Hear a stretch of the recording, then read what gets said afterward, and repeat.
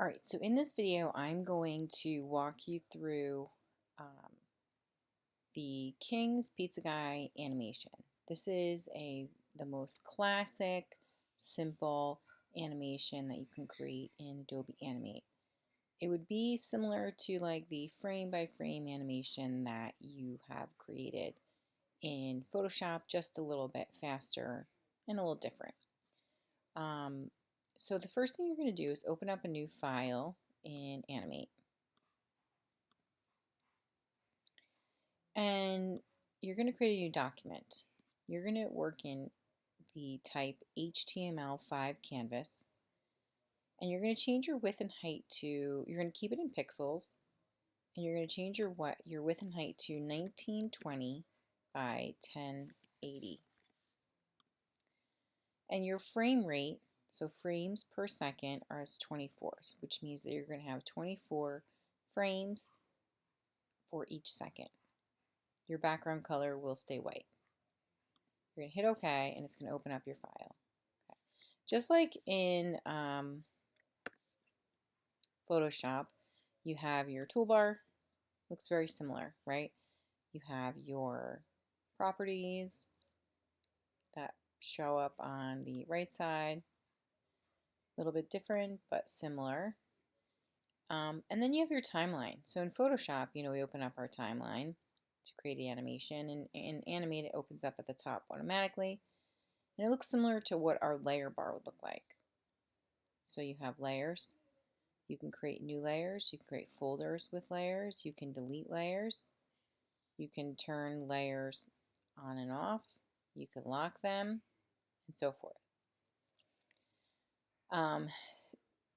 So for this animation, you're going to import two pictures. You're going to import, so you're going to do File Import, and you're going to import to your library your King's picture. So I'm going to put King's, should pop up.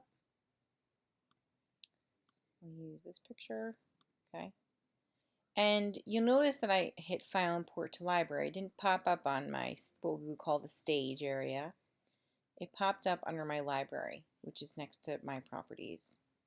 So you can see in my library, I have now my King's file. If your library is not open for some reason, just like in Photoshop, you can go to Windows and you can find your toolbars there. The other image I need to import would be considered my pizza guy. Okay. Pizza guy. He doesn't want to open. Let's see. Oh, there's pizza guy. That's not the right pizza guy. There's the pizza guy. All right. Oops. Somehow I imported him right to my stage. Import to library. So you can import him to the stage too, but I would just place him in your library and then bring him onto your stage. Right, so now I have my Kings and my pizza guy. My layer 1, I'm going to drag my King's picture onto the screen, and you'll notice that it's not the right size. You never really want to distort a picture, but for the purpose of this assignment, I'm going to just distort it. It doesn't look terrible when I distort it. If you don't have those like little points and markers around the picture, it's not in transformation mode, you can't change it.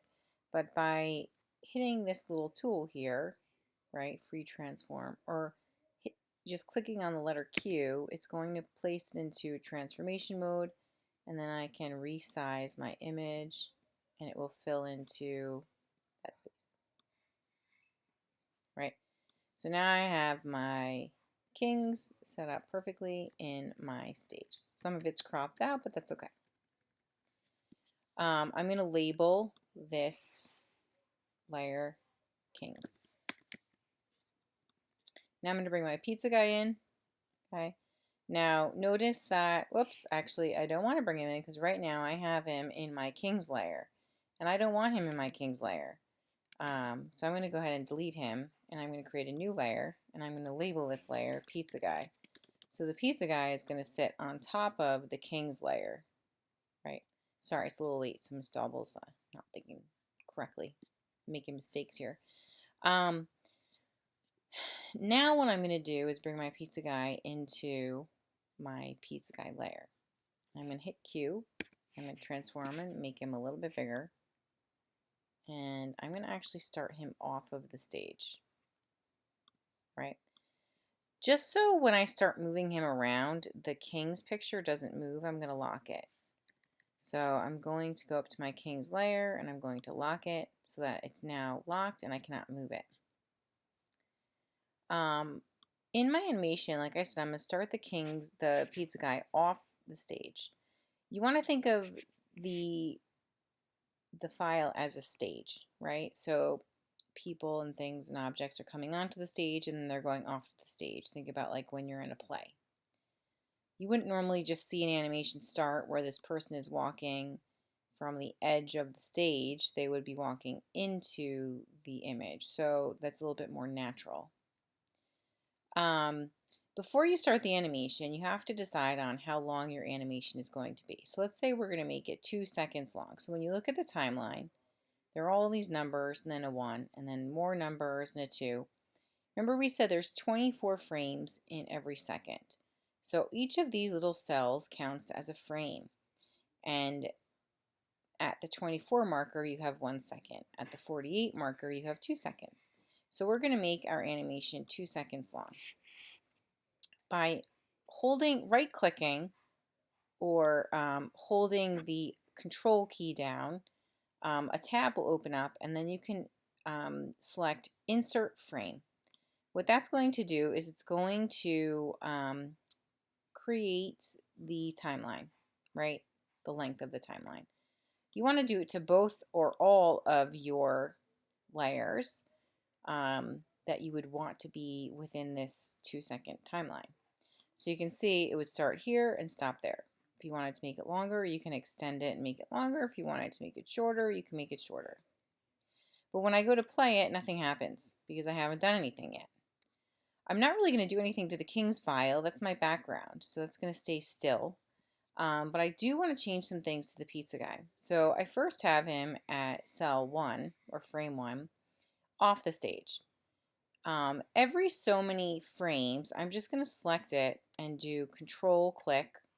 And instead of doing insert frame, we're going to insert a keyframe. Keyframe just means that that's specifically something is going to change there. So from frame 1 to frame 8, it will show you the frame down at the bottom of the timeline. I'm going to move him into the stage. In fact, I might move him down here on the sidewalk. And then I'm going to every so many frames, control click and do insert keyframe, and then move him again, right? So this is a lot easier than Photoshop, and it kind of, you don't have to do frame to frame, it kind of blends all of these frames together into one.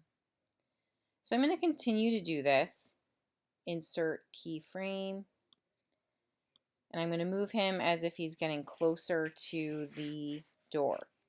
So if he's getting closer, he's going to get a little smaller, so I'm going to make him a little bit smaller. And then maybe I'm going to have him, whoops.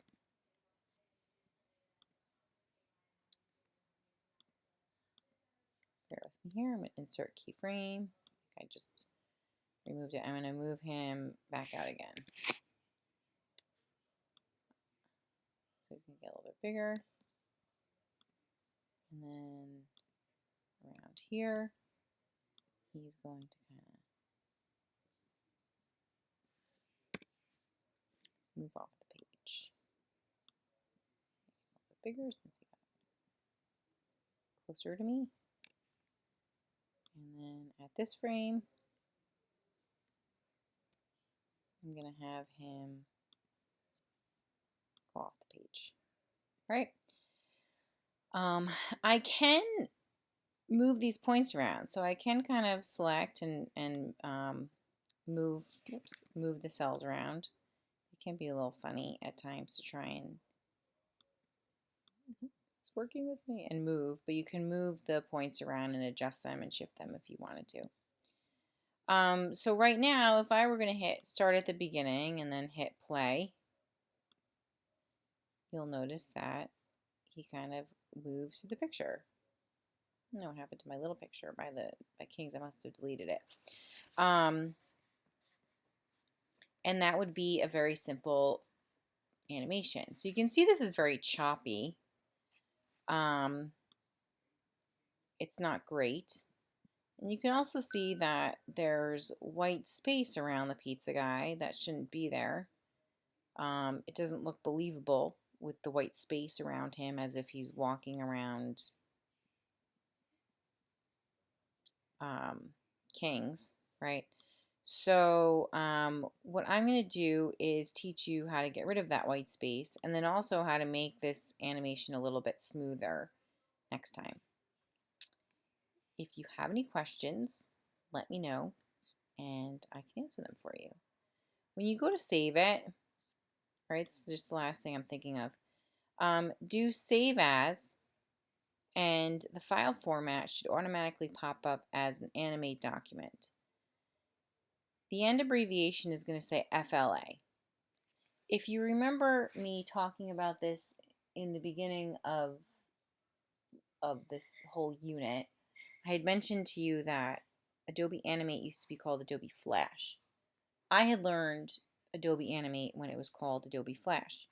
It's not that long ago. It might be like 5, 6, 7 years ago. But they just keep that abbreviation. So don't get confused. Your files are going to be called Flash files.